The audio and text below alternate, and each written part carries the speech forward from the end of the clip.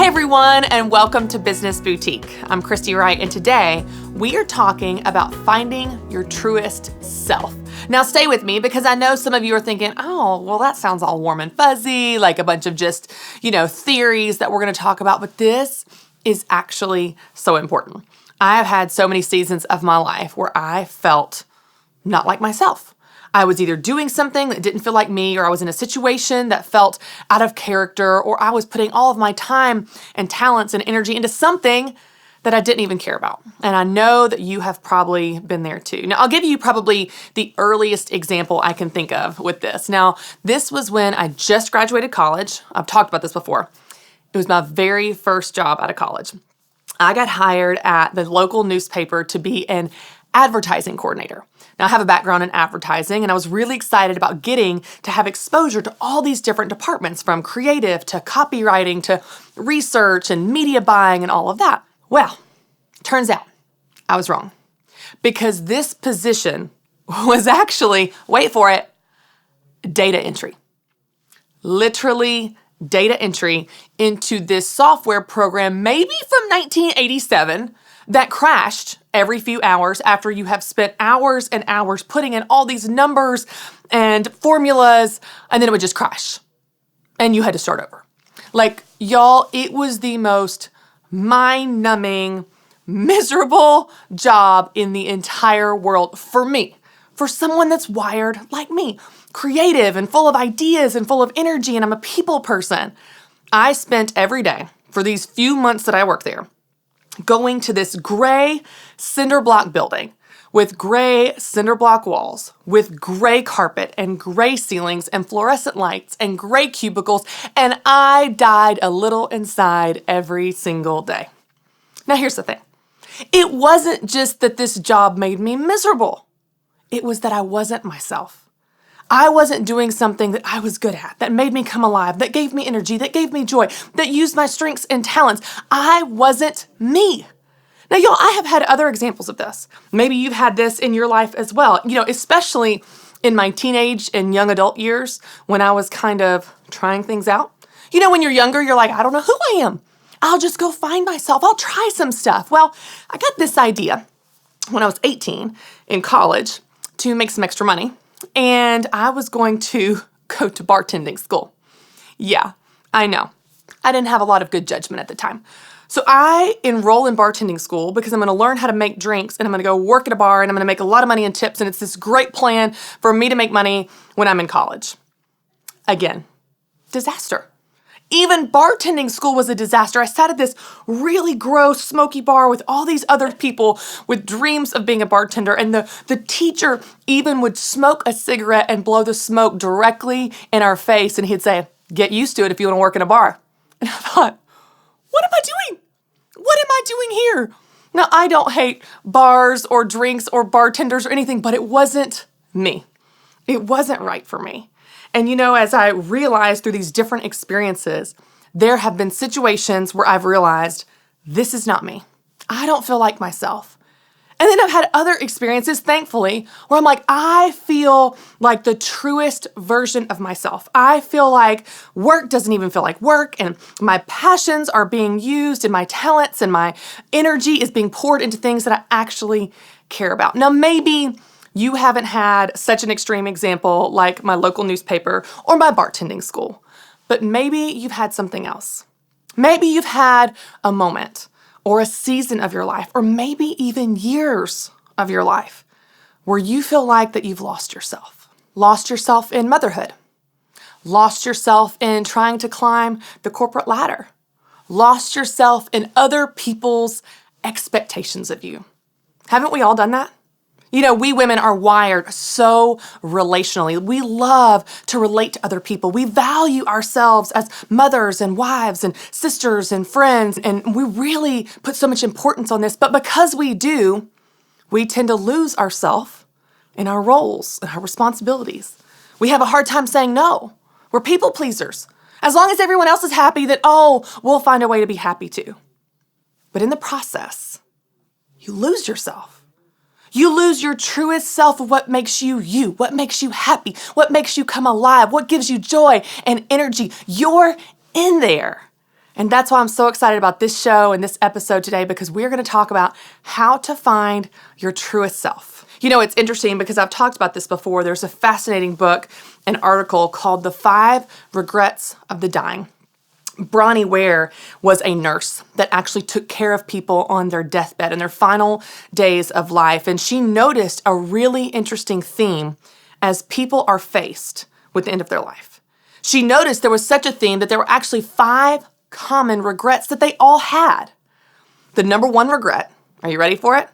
The number one regret of people on their deathbed was they wished they hadn't worked so much. There's a good lesson and perspective for all of us. But the second regret was really fascinating, especially in light of what we're talking about today. The second regret of people facing the end of their lives was that they wished they had lived a life true to themselves. They wished they hadn't lived according to everyone else's expectations, what their mother and father and mother-in-law and spouse thought they should do, that they had lived a life of what they loved and what was important to them. They wished they lived a life true to themselves.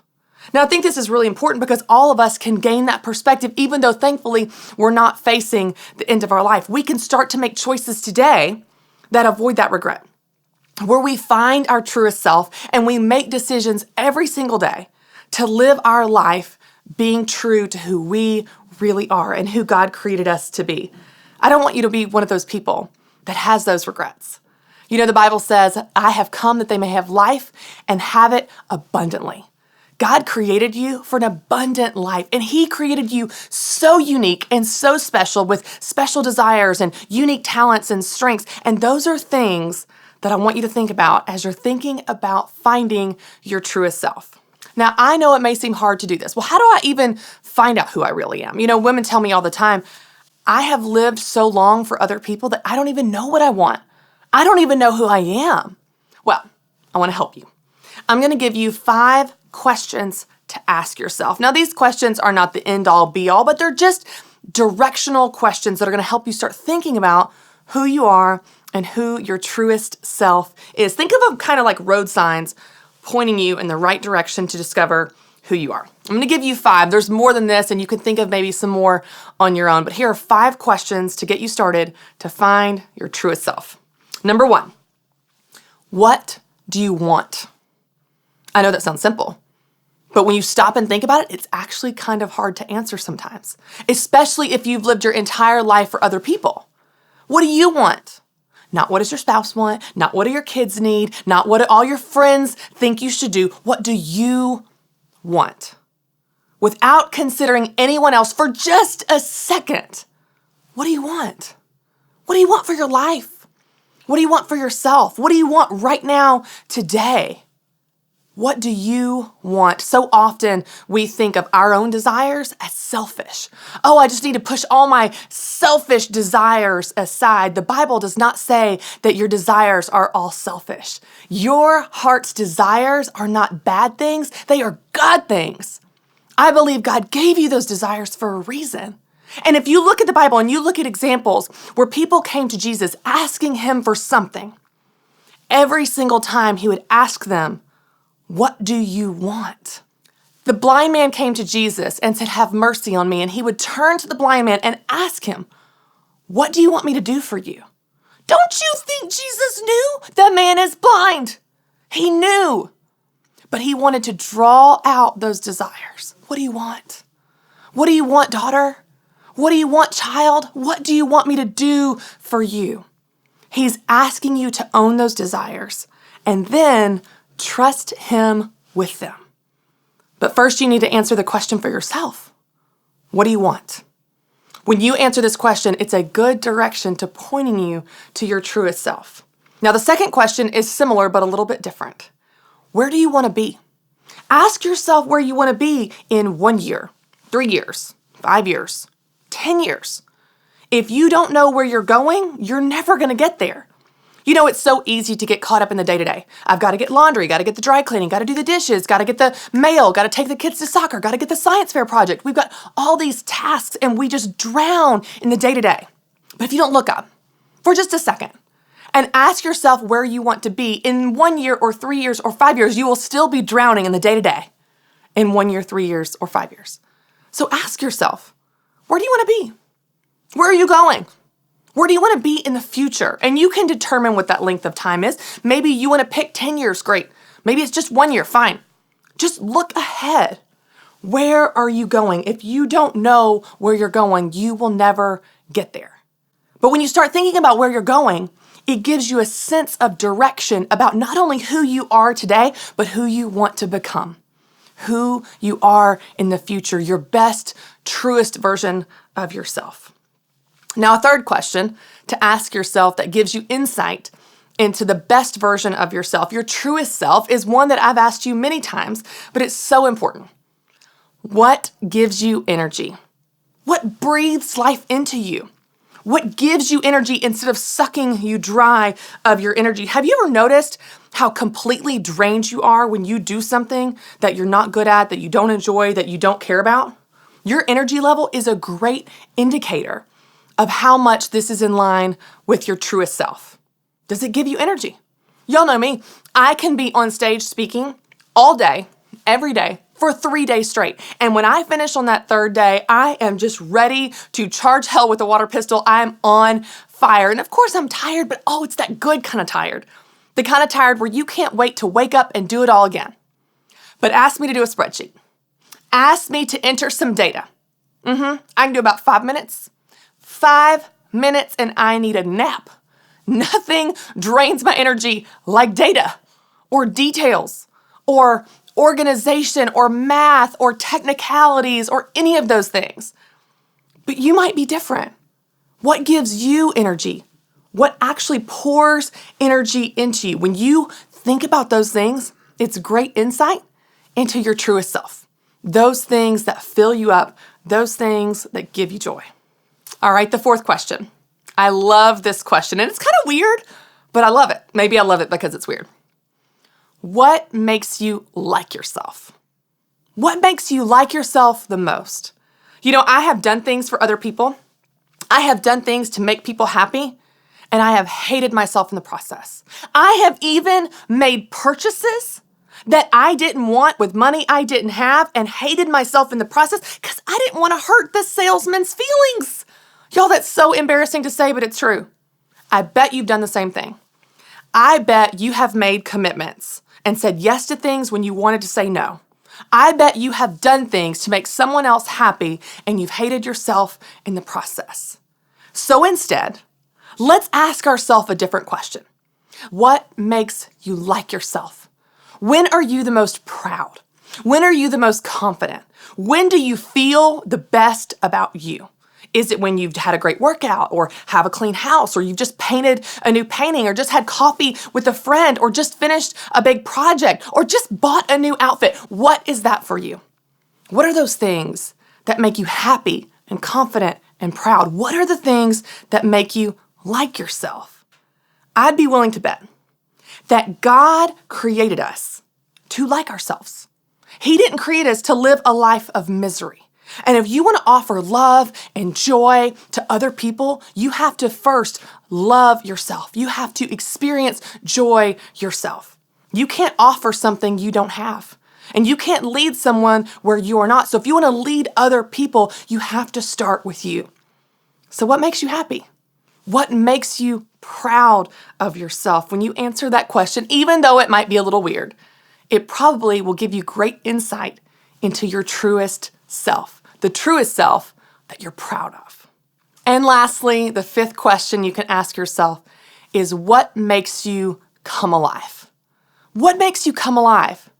You know, before your husband and your kids and your job and your business, you had a set of strengths and gifts and talents that you offered the world around you.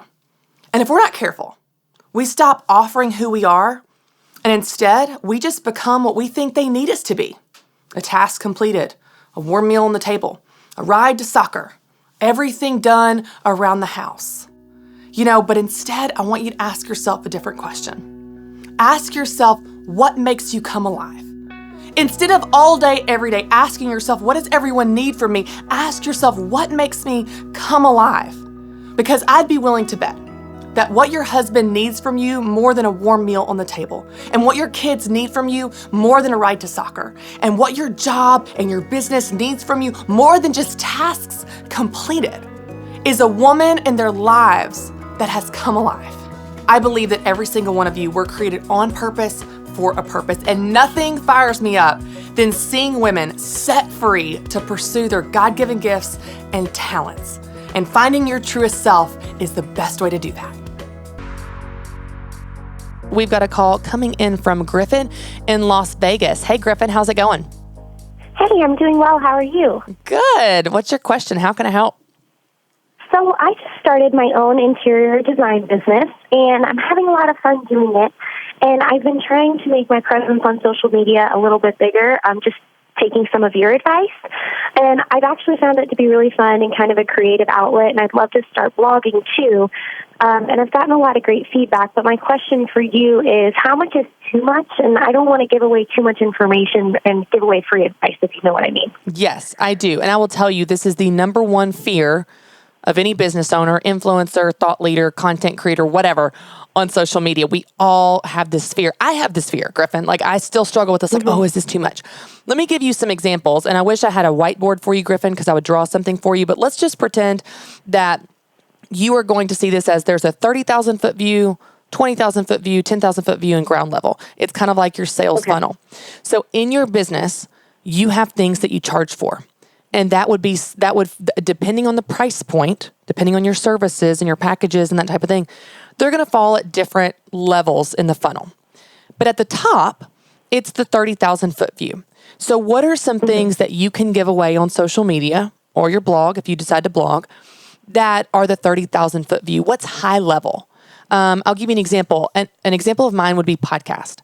So my podcast is free, obviously, but I give valuable, high-level, general content on social media, on marketing, on sales, on whatever the thing is. It's the 30,000 foot view. It's all about why you need it. It doesn't get super tactical. There's takeaways, but it's not super tactical. It's not a deep dive. Throughout the funnel and business boutique, you then have the book, which is a $20 product. You have the event, which is a $130 product. And at the bottom of the funnel would be my Business Boutique Academy, and that's my coaching group. And that's where I do deep dives. That's ground level. It's the highest price point, but you're also going to get the most results because the value's the greatest because you've paid the most, and I strategically have it that way. So the way that you think about in your business, Griffin, is what's the high level stuff? What's the inspirational, interesting, entertaining stuff that you can put out on social media? Because I guarantee you, the more that you put out value on social media, even if it's high level value, what's going to happen if you're attracting the right customer is that you are going to build trust with your followers. And then when they're ready for someone to come in and design their home or their business or whatever, who are they going to think of? They're going to think of you because you've proven that you're competent, you're trustworthy, you're valuable through the teasers, the high level stuff you've put out on social media. So when in doubt, just be generous. We think all the time, I'm going to give too much. I'm going to give too much away. When in doubt, just share a ton of stuff. I'll give you one more tip. And again, I wish I had I could draw this for you. Picture that you have two circles, and those circles overlap in the middle. One circle represents your customers' problems. They need design help. They don't know how to have a cute home looking like Joanna Gaines, but they want one, right? So whatever your customers' problems are. In the other circle is your expertise, design, or whatever your services are. Where those circles overlap, okay, so in the area of the overlap there, that's where your core business is. That's where you solve their problems with your expertise, right? It's the intersection of their problems and your expertise. However, what we miss a lot of times is that in that overlap, there's also a ton of other stuff that you don't solve through your core business that you could solve on social media. So I'll give you an example. A real estate agent, they have the service of helping their clients buy and sell homes. Well, they might put content out on social media that still meets their customers' problems and still stays within their expertise that doesn't cannibalize their core business. They might put out on social media 5 steps to improve the curb appeal of your home.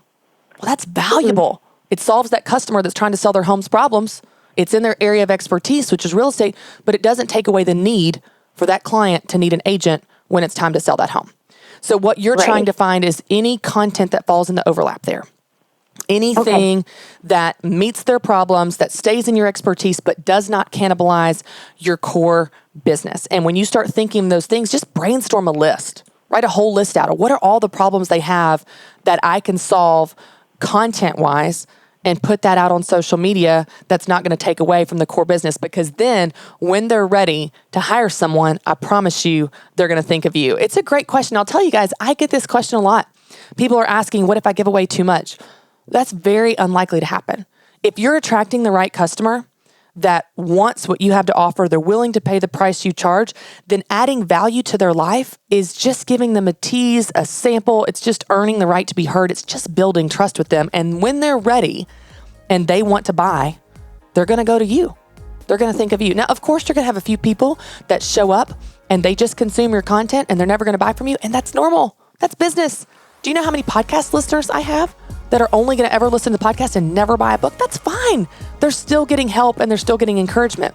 But what you're doing is you're building those relationships. You're moving them down the funnel into a deeper level of trust and relationship with you. And those that are ready, when they are ready, they are going to think of you. Hey everyone, and welcome to Business Boutique. I'm Christy Wright, and I'm so excited about today because I get to share with you one of my very good friends, Krystal Hurst. Krystal Hurst and I are kindred spirits in this space of setting women free in their God-given gifts. I love her so much. She is the author of the She's Still There book, which is amazing. She's also a worship leader and a speaker, and I know that you're gonna love our conversation. Check it out. Krystal, thank you so much for being here. Christy, thank you for having me. I'm so excited about this. I'm such a fan of yours. We've been following each other on Instagram forever, and I just love social media because you can connect with people that even if you've not met them in real life, you feel like you're best friends. So I'm so excited. This is long overdue. I'm so excited to get to hang out and hear your story. And this really started too, where I was on your podcast a while ago. So this is just fun and continuing the conversation. Now, absolutely. I've been a fan for a while, but let's just kick it off and tell our listeners a little bit about who you are and your story and what you do and your passion for helping others. My story, well, my family, my dad and my mom, Tony and Lois Evans, are pastors, have been, so I'm a preacher's kid. Whatever assumptions you want to make about that, that's fine, but that's okay. There are four of us. My sister is Priscilla. My brothers are Anthony and Jonathan. We all, at some level, are in ministry and involved in encouraging people through the study of the Word of God. I have written now 2.5 books. 2.5, I like that. I say 2.5 because my first one I co-authored with my dad. Okay. And so I've got 2.5 books under my belt. I'm a mom. I have 5 kids from 27 to 10. My husband and I have been married for 18 years, and I know the numbers don't add up. That's because we're a blended family. So I'm also a stepmom and have that experience. But basically right now, in terms of what I like to do, I'm definitely still encouraging people in the Word, but I am a fan of speakers and writers and leaders and productivity and love helping women get things done and live a story that they want to leave a legacy with. So that's really what I'm excited about doing. I love it. And we are such kindred spirits in this space. I love what you do. I love your heart for women and, like you said, leaders. And that just shines through all of your work. Now, I want to start by just hitting on something that you said a second ago. You are the daughter of just legends. Lois and Tony Evans, like they are legends in the faith space. So tell me a little bit about what it was like to grow up with such an unbelievable foundation of faith. Because, Krystal, I have a completely opposite story. I didn't grow up in the church. I met the Lord through young life. And so just tell me a little bit about your childhood and growing up where the Word of God, as you describe it even, was just a part of your foundation from the very beginning. Yeah, and so the thing is, a lot of people have a different story of the man who stands in the pulpit and the woman who stands next to him and what they see at home. Okay. I think the biggest contributor for us having a foundation in our faith is because had my dad never been in the pulpit, he still would have done with us as a dad and a father and a leader of our home, as a pastor in our home with us, what he did. And that's wrangle 4 kids around the table who were laughing and cutting up and who had got in trouble for making too much noise at the table while he was trying to do devotions. And he just kept laying the word of God over us, over the dinner table. Like he's a man of integrity, and there's been no separation of what we see at church and what we see at home. And had there never been a church, I really believe what we got at home would have been the same. So our understanding of God, our understanding of the word, our understanding of scripture, and this one thing, because people will say to all of us, how is it that he has got 4 kids who are all doing great? And I'm probably the one who probably struggled with doing great. But the reality is that he challenged us because of God, because of the word, and because of the gift of life that we had to maximize our potential. Still to this day, I'll be 50 in 4 years. He's still like, how are you maximizing your potential? How are you stewarding the treasures, the talents, the gifts, the abilities that God has given you? Because, life is not going to last, and what you do for now will last for eternity. And you want those things that last to be the good things. And that's been the consistent message our whole childhood and still is. And so I think that the giant part of that is, yes, the word, and yes, in pastoring, but bigger than that, it's a man sitting around the dinner table with his kids, challenging them with the truth of God, challenging them to maximize their potential, and laying his life on the line in any way that he can to make that happen. I love that. I love even that visual and those examples of just the dinner table, because that's a reality for so many of our listeners. And you don't have to be a famous speaker or author or writer or pastor to be able to do that for your kids. And I love how you said that, just speaking the word of God over them. I love that example. A lot of people ask me about Dave Ramsey because I work so closely with him. People say, what's he really like? What's he really like? Like he's this different person. And I'm like, he's really the same guy that is a great leader and loves people and is generous and straight shooter and all the things you see. It's not an act. It really is who he is, which is always refreshing when you meet people that are the same off air as they are on air. So I love that. Now, Krystal, one of the things I love about you and your passion for others is you are really big on equipping women and helping women find and live in what you call their truest self. So I want to camp here for a second, because I just so resonate with that, and that is such a piece of my heart for women. Now, of course, we teach it through Business Boutique and business, but this is something that's so important to me regardless. And I love that you describe it that way. So let's just start by kind of unpacking this. What does that mean to you for someone to live their truest self? Well, see, we have to first understand, this is why it's hard to talk about doing that without talking about God, because you're your truest self because someone created you to be. And when he created you, he made you different than any other person that is alive now, has ever lived, or will ever live in the future. There is nobody like you. So you have to embrace this idea that whether it's your God-given packaging or the things he has allowed in your life that have shaped you, that there is no one that has your unique DNA nor your experience. It's kind of a double unique whammy. And if you grab a hold of that concept and the fact that you are the only person who can tap into the deepest and truest parts of you designed by God, then you have a job to do. It's a gift to be able to recognize that you are the only person who gets to do something with the life that you have.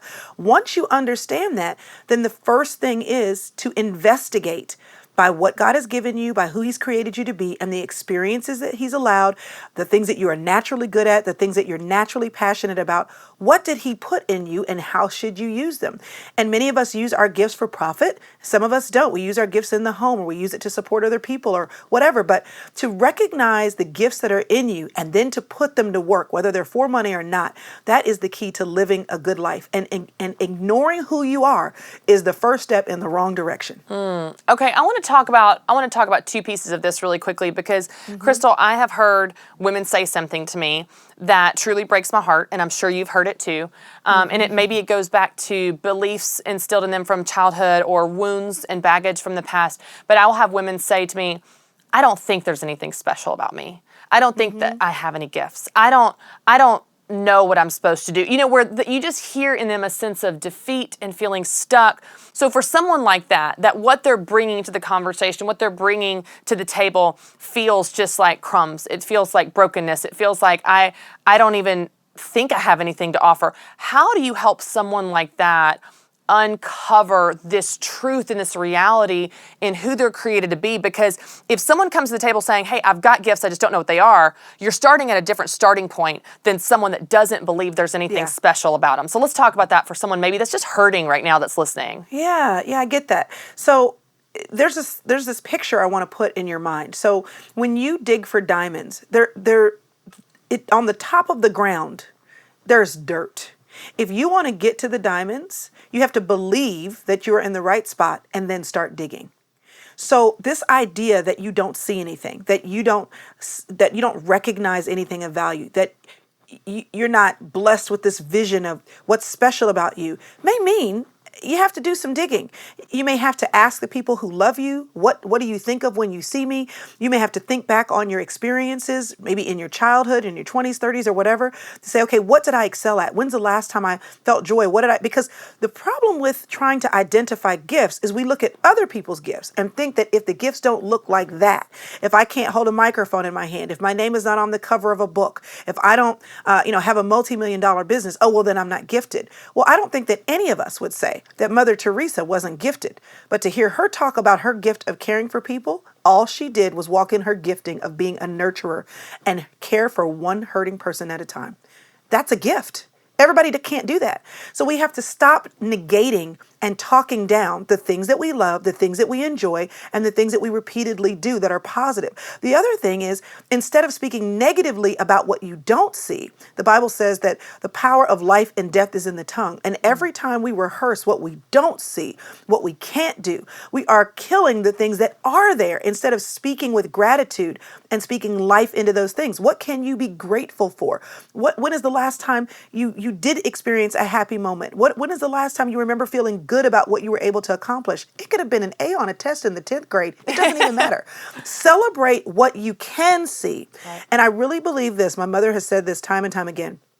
When you don't know what to do next, just keep doing what God told you to do last and trust that as you move forward, He will shine the light and open the door. And if we would just be faithful to do well with what we can see, I think we'd be surprised at what God can create that we can't. I love that. And I love that even that message of taking that next step or taking, just being faithful with where you are, what you've been given, what you do know. There's a lot of things you don't know, but you can be faithful with what you do know. And Krystal, when I was speaking last fall with Propel, with Christine Kane and Lisa Turkhurst and some of those women, there were a lot of women that came up to me. This is a church crowd, right? Like these are church women that come to these events. Right. And there was a pattern in something I heard from women that came up and talked to me in the lobby. They said, I've been waiting for my purpose. I've been looking for my calling. I've been waiting for God to show me for 5 years, 6 years, 8 years, 15 years, just waiting. And it's like, Krystal, they're waiting for this lightning bolt moment. And I love your message of just be faithful where you are and God will shine light on the next step. But you got to get moving. I tell women all the time, God can turn a moving car in the right direction, but He can't turn a stalled car. You got to get this car going. He's attracted to activity. He loves to hit a moving target. Yeah. He loves to hit a moving target. And while we're waiting around on God, He's looking at us and saying, honey, I'm waiting on you. That's good. I'm waiting on you to be a good steward of the talents that I'm given. I mean, that's the story of the talents in Matthew, where the servant, the master goes away and leaves each servant with talents. He fussed at the one who did nothing with what he had. Right. He praised the ones that did what they could with what they had. Right. He fussed at the one that did nothing. So we've got to get to the business of doing something, even if we think that something is small. You know what's so interesting about that passage too, because I've shared that passage on stage at our Business Boutique events, when it's talking about the servant that had the one and hid it and buried it in the ground, it says the reason he hid it was because he was scared. And I thought, oh man, doesn't that just cut straight to the heart of, I don't use my gifts because I'm scared of what other people will think, or I'm scared I'm going to fail, or I'm scared it's not going to work. And I'm like, man, that is just such a good message of being brave and being faithful with what you've been given. Now, I see women all the time fulfilling roles, responsibility, filling their schedule, filling busyness with all these things that they think other people expect of them or want from them, all the while neglecting their own passions, desires, gifts, talents, and so on. So for you, when you encourage people to live their truest self, what are maybe some signs that we're not, or some signs that we are, so we can be aware and we don't have this type of regret when we get to the end of our life? Because I think we all want to live our truest self. I just don't know that we know when we're off track. Oh yeah. Well, there's this concept that I refer to sometimes, and I call it my ground zero. We know of that term because of the Twin Towers, of course, in New York. And in order to have anything worth rebuilding in that spot, right, we had to get rid of the rubble and get to our ground zero. And for each one of us, the ground zero looks different.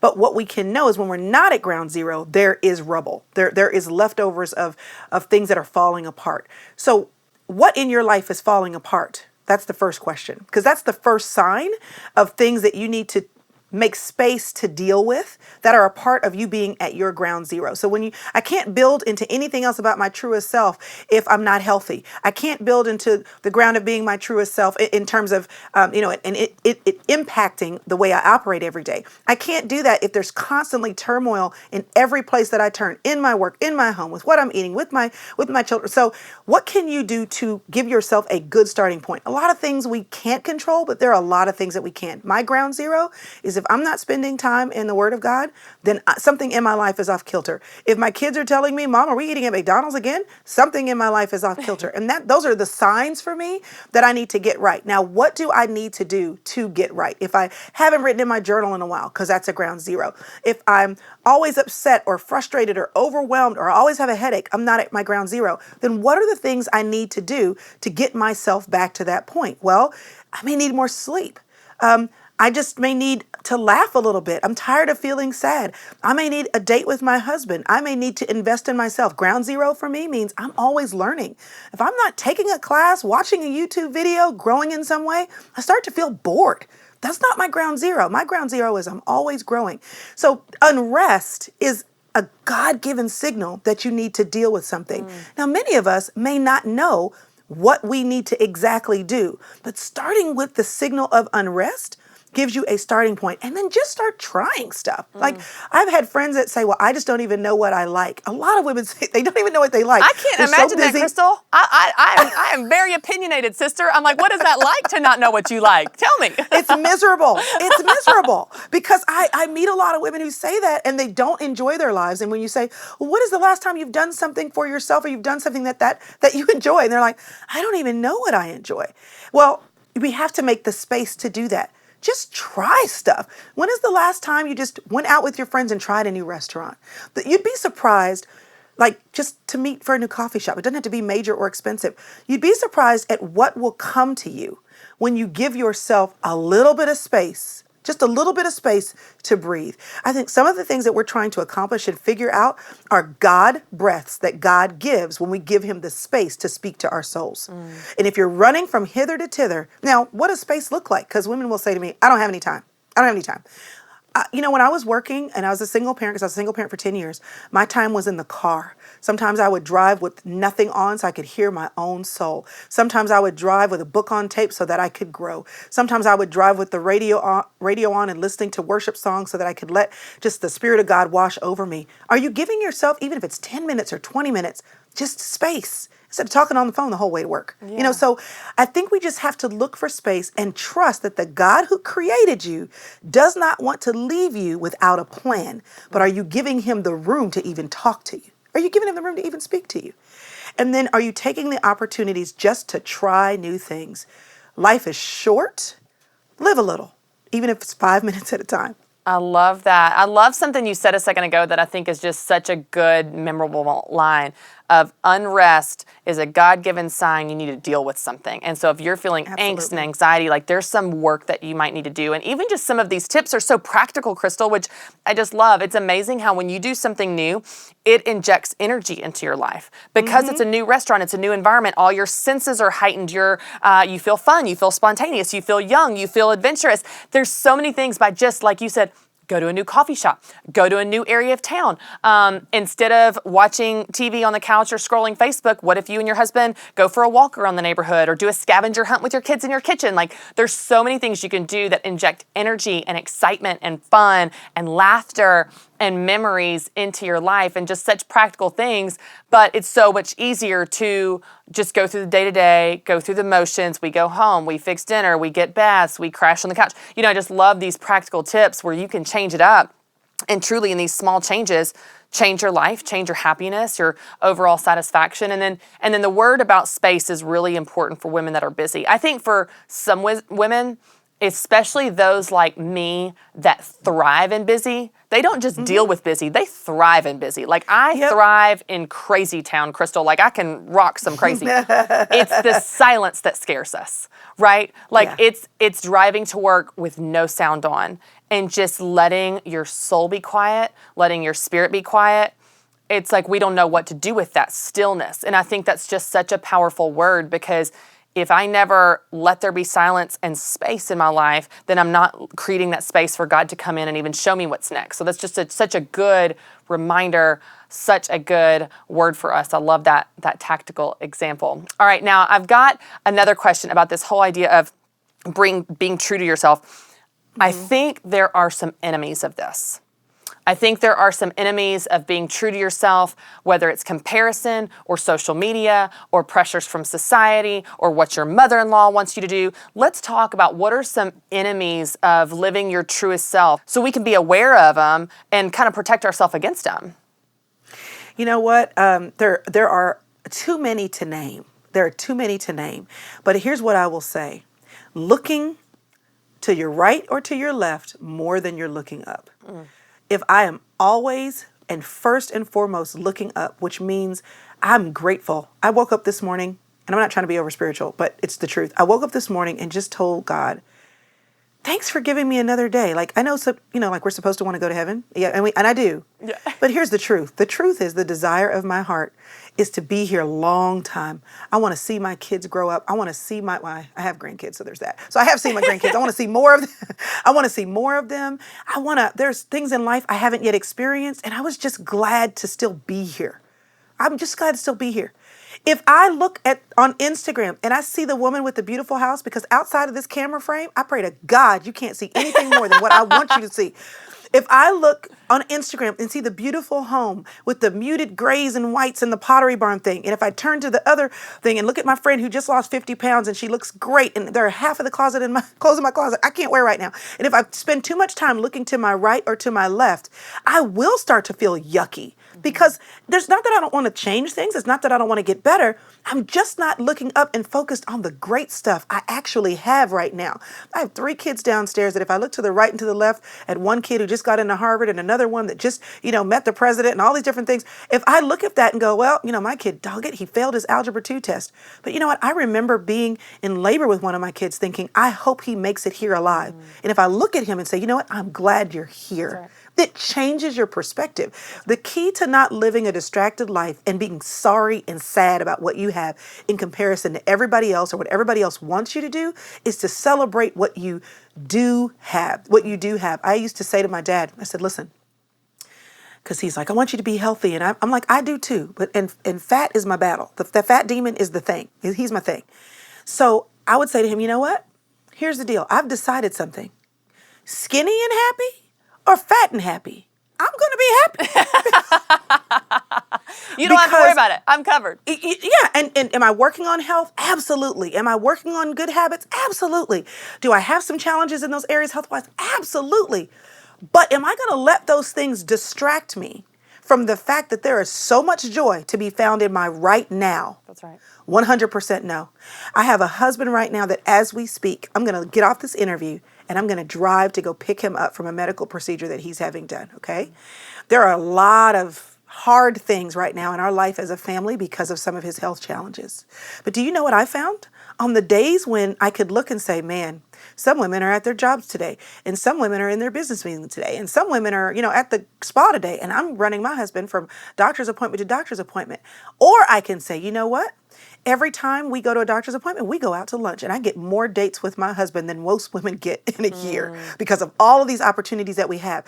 It's all in how you look at it. Yeah. And gratitude is the frame with which you place the photos that make the story of your life. I love the way you that visual of just the frame of everything goes through that filter and it changes everything when you have that. I love the quote, gratitude turns what you have into enough. And you become very focused on and very grateful for the things that you have, not sad about the things that you don't have. Now, I think that this is something that is probably resonating with a lot of women.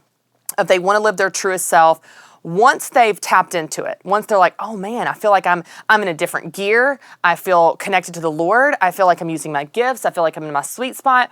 What are some things we can do to protect that once we get in that space to avoid maybe getting off track or getting off the rails, to like, oh man, I'm really tapping into it. I want to protect this special place that now I've kind of gotten in the groove with. Yeah, I think it means the ability, leaving yourself the space to have the ability to notice when things start changing. So for most of us have heard about, taking time off, Sabbath rest, detoxes or whatever from social media. And if you've ever done that, when you turn it back on, that something changes in you. Like you recognize the difference between a season or a day or weekend or whatever of peace, an evening even, and then now you're busy again, or you're noticing, my house doesn't look like that. Like you can notice the difference. It's almost like eating good food. If you've eaten healthy, good, clean food, and then you go and eat a bunch of junk, you feel different. Right. You feel different. So I think if you can notice the difference, and that goes back to having space, because if you're too busy all the time with nonstop, you might not notice the difference. You just kind of I'm a power through it kind of person too.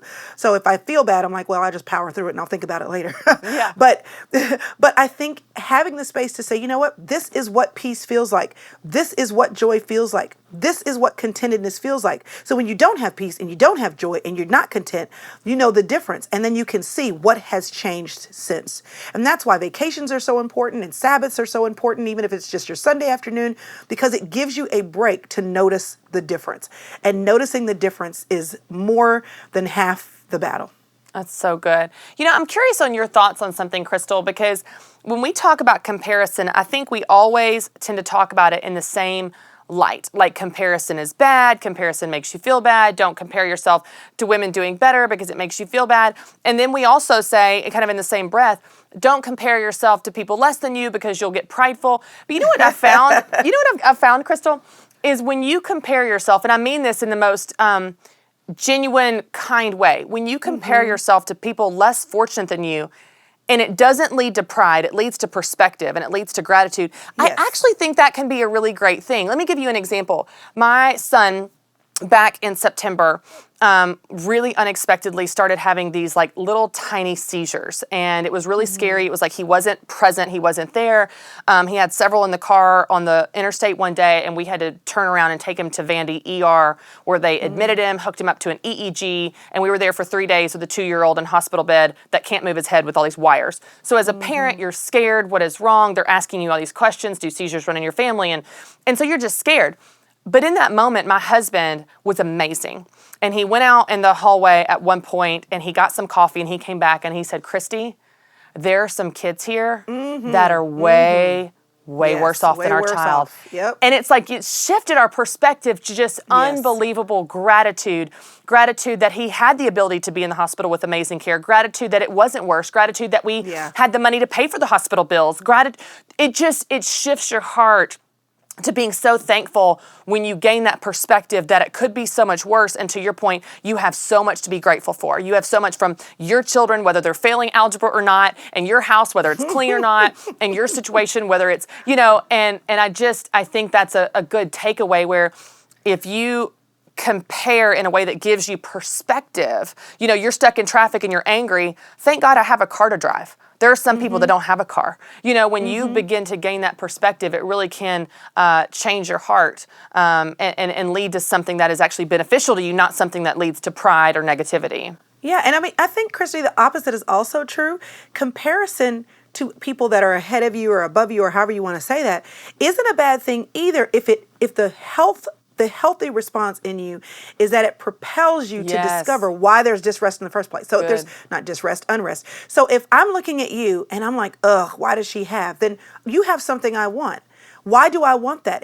That may be a God-given desire that I'm just not doing anything about. It goes back to unrest being a sign. That's good. So if it turns, it's compost. Compost smells nasty, but it is the best stuff to put when you're trying to grow something. Right. So as long as you take something that could be negative and nasty and it turns into something that's positive and causes something else to grow, there's no problem. If comparison propels you to do better, or if it gives you perspective for how you could do worse, it's a positive thing. It's all in how you use something that could be a nasty thing. Oh, that's so good. Krystal, that's so good. Okay, so for someone listening right now, and all of this is ringing true, they're like, where do I start? I want to go back to your diamond example. You have so many great visuals. You're preaching here. I love it. Because I need them, girl. I need them. All these visuals. So let's go back to the diamond example.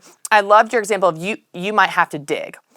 Could we give them some more just maybe tactical starting points of someone listening is like, I don't feel like I'm living my truest self. I feel unrest. What does digging look like? What is something they could do today or this week that they begin to lean into that story and do a little digging in the dirt to find out who that person is that God wants to uncover? Sure.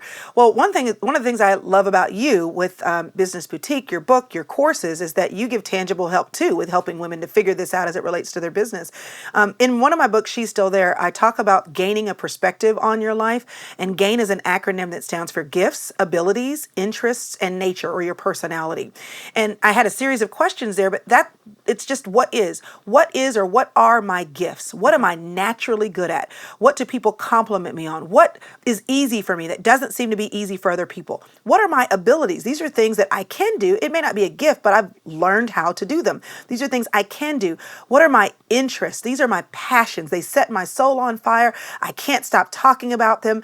Anytime someone else is talking about them, I get really excited. I want to listen in on that conversation. And my personality, the constraints of my God-given personality. Am I an extrovert, an introvert? Do I love a room full of people, or do I need alone time? Looking at those 4 things, gifts, abilities, your interest, and your nature, and just saying, what do I know about these things? And based on what I know, and if I don't know anything, ask people who love you. What do they think about my gifts, abilities, and my passions, interests, and nature, my personality? And am I doing anything with those? Because those are God-given things. Now, that's the fun part of it. Here's the not fun part of it. Okay. It's the part that we don't like. Here's the part we don't want to talk about, but it's just as important. Experiences, good and bad. Okay, what God didn't give you, but what He has allowed as you've lived. Those are a part of your packaging too, particularly the pain. And most of the powerful people that I know that have done something just major with their life, a lot of them have been propelled out of their pain. But we don't like pain. So we don't want to deal with it. We don't want to think about it. We don't want to work on it. We don't want to get the counseling. We don't want to share what happened to us. We don't want to acknowledge how it impacted us and why it's holding us in chains. Do the work of asking those questions too. What experiences, positive or negative, have I had that could potentially propel me into my purpose? And am I utilizing those? The women who've had abortions, who work at pregnancy or pro-life clinics, their pain has propelled them. The women who have experienced abuse, and so they, out of their heart or out of their ministry, out of their occupation, they minister to women or help women who've experienced that same thing, their pain has propelled them. If they didn't know how to start a business and someone helped them, but they remember the years of struggling and the financial misery of that, and they want to help other women figure out how to get their act together financially or start their business or find their gifts, their pain propels them. So look at what God gave you, your God-given starter pack, gifts, abilities, interests, and your nature, and look at what He's allowed, the positive and the negative, and say, am I using all that He's given me? Because here's the good news, and this is the best news of everything I could ever say here. God wastes nothing. There is nothing that He's given you or nothing that He's allowed that He cannot use if you'll put it on the table. Oh, Krystal, preach. I can sense it right now. There are women listening to this, and that was it for them. Like that piece right there, where God is speaking to them, go, I've been telling you, and now Krystal's telling you, and Christy's excited that Krystal's telling you, like, this is the thing you need to do. It's funny because I think a lot of women, and I've done this myself, Krystal, where we have this mental negotiation with God where we say, God, I'll do anything. I'll do this and this, anything but that. Whatever that is. Anything but that pain. Anything but that experience. I'll go anywhere. I'll talk about anything. I'll share, learn, grow. Anything but that. And God's like, oh, really? Because that's the thing. That's the thing we're going to uncover. That's the thing where we're going to do that deep work. That's the thing where we're going to make the biggest impact, but it comes from that deepest source of pain. I know women are listening, and there are women that are going to do something because of that. So thank you for that. Now, I know so many women listening are going, how can I connect with you? How can I learn more? Tell me about your book again, and just your website, your social media, anything where people go, oh my gosh, I love her. I want her to be my best friend. How can I find her? Well, everywhere on social media, YouTube, Instagram, Facebook, Twitter, it's Krystal Hurst, at Krystal Hurst. There's an H in the Krystal and an H in the Hurst, so that ought to help you find me. And then my website is krystalevanshurst.com. I love it. Krystal, you are just a light, and it's just amazing how God just uses you and shines through you. So thanks so much for your time. I know you're crazy busy. You got kids knocking on the door. It's nuts, but thanks for taking some time to love us and encourage us. I'm so grateful. Oh, thanks for having me. This was fun, Christy. Hey everyone, and welcome to Business Boutique. I'm Christy Wright, and today I have a challenge for you. This is a little bit of tough love, so go ahead and fasten your seatbelt. You know, the other day I had an experience that made me think of this. I was mentoring a young woman that's in college, and she was telling me about this friend she has that just is toxic. This friend is bad news, y'all. Like, she's full of drama and negativity and manipulation and just bad news all around. So as this young woman is telling me this, I asked the most obvious question I could possibly think of, which is, why are you friends with her? And she said, well, you know, she's in my friend group and she goes to our church and she hangs out with all of my friends. I said, no. Why are you friends with her? Now, keep in mind, this is probably the first moment in this young woman's life where she has realized that she has a choice. You know, in grade school, growing up, you hang out with whoever's in your class, and you don't have a lot of choices about who you hang out with and who you don't. You can pick your friends, but you're still going to be around the same people in this small little circle that you live in every day. But when you go to college, you're in this whole new world. You are independent. You are an adult, sort of, at least, and you get to pick your friends. You don't have to hang out with jerks if you don't want to. Now, we went on to have a really awesome discussion about this very thing. But then I thought about it. You know what? We all struggle with this. This is not just something for 18 and 19-year-olds to deal with. This is something we all deal with. We all have this experience where we have people in our lives that are not good for us. People in our lives that don't have to be there. I've even experienced this in the last few years. There was this person that I would hang out with every now and then. She was more like an acquaintance than a close friend. But we would have coffee and have lunch and talk about our kids and hang out every now and then, maybe at holidays or football games or whatever. Well, over time, the more time I spent with her, the worse I felt. I would come home after hanging out with her and I felt bad about myself, bad about my life, bad about the world in general. Well, after months of this, one day my husband, in his brilliant practicality, just asked me flat out, why do you hang out with her? Why are you friends with her? And I said, I don't know. You're right. You know what it makes me think of? Y'all, this is the silliest example, but I love it because it's so true. Have you ever seen Bridget Jones' The Edge of Reason? So this is the second Bridget Jones. You've got to be a pretty loyal fan to watch not just the first, but the second. But there's this scene, y'all, that so perfectly paints this picture of this particular person in my life, and maybe you have one in your life. Bridget Jones is sitting at dinner with all of her friends, and she has her back to the door of the restaurant. And one of her friends says, jellyfish alert, jellyfish alert, jellyfish alert. And immediately, everyone knows what that means. This woman walks in, and this woman is the jellyfish, okay? Here's why she's the jellyfish. Because every single thing that comes out of her mouth is somehow a slam or a jab. It stings you in some way. So she walks up to the table, and sure enough, she goes, oh, Bridget, how are you? Look like you've put on a little bit of weight. You know, I saw your ex-boyfriend the other day. He's dating that supermodel, legs for days, and I heard she just got promoted. Anyway, great to see ya. And she walks off, and you're like, ow, ow, ow. I don't know what happened, but I've just been stung by a jellyfish. Now, y'all, I know that sounds crazy, but maybe you have someone in your life just like that. They're a jellyfish. Every time you hang out with them, you get stung. Every time you leave, you hurt and you feel bad about yourself. So I'm going to ask you the same question I asked that young woman, the same question my husband asked me. Why are you friends with them?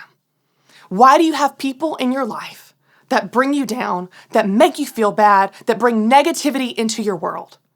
Your life is just that. It's yours. You don't just have the right to protect it, you have the responsibility to protect it. So my challenge for you is this. I want you to make some tough choices. I want you to figure out who in your life needs some separation. Maybe they need 1 degree of separation. Maybe they need to be removed altogether. And you can figure out how you do that. Maybe you have a talk with them. Maybe you just ghost them. Teenagers do that all the time. Apparently you just kind of disappear, right? You choose how you do it, and you can do it tactfully, you can do it with class, and you can do it with grace. But you have the right to choose your friends. You are a grown-up woman. You don't have to spend your life with people that make you feel bad. All right, we got a question from Sarah calling in from Philadelphia. Hey, Sarah, how's it going? Okay, how are you? Great. What's going on? How can I help? Okay, well, it's more of a thank you, really. Oh. I had called in a couple of weeks ago because I had been listening to a couple of your podcasts on contentment and raising prices, and I've been running a business for 14 years, but I'm starting a dream business that I had an idea 10 years ago. And you've been an inspiration to get that really going. Well, thank you. That's awesome. Yeah, so, after I finished listening, I had listened to one about raising prices a couple of months ago, and I implemented that. So 2 weeks ago, I listened to it again just for reinforcement. And when you were done, you had, you said to leave questions or comments and regarding the podcast, and I just wanted to thank you because I implemented raising the prices, and it was such a great idea, and it's been such a good success. So, what was that like, Sarah? Well, like when you raised your prices, what was that like? Was it scary? Were you nervous? I was a little scared, but I talked to all of our staff. We had a staff training, and I gave them each an outline so we would all be on the same page as to how we were going to present it, how we were going to, the dialogue we would have with the customers. And so when people made appointments, they would have advance notice. And so I felt confident. And honestly, it had never occurred to me that one area where I needed to raise the prices was our specialty. I don't know why I didn't charge extra for our area of expertise. I'm not sure why, but it just hadn't occurred to me. So it seemed silly all of a sudden not to be charging for that. Yeah. And for new customers coming in there who have been recommended to us, they have already been recommended, so they don't even bat an eye. They don't even know the difference, right? They don't even know the difference. Sarah, I'm so proud of you. What has it been like since then when you raised the prices, the scary moment, you did it, you put yourself out there, and now how's it gone? It's great. They're paying really it, right? Good. They're paying the higher price. It's amazing. It's so crazy. You change your prices, you raise your prices, and people pay it. It's amazing. And then you're making more money in your business. Good for you, Sarah. Well, I'm really proud of you. That's awesome. Well, thank you so much. Absolutely. Thanks for calling in. Can I have one question, please? Well, we'll have it. Yes, go ahead. Patents. Where's the best place to research? Yep, you got it. Write this down. USPTO.gov. United States Patent and Trademark Office.gov. Go there, do your research, and they will have everything you need. It's not a fun website, but it's an important one, and they will give you all the details you need about patents, trademarks, and copyrights. Great call from Sarah. Congratulations to Sarah on raising her prices.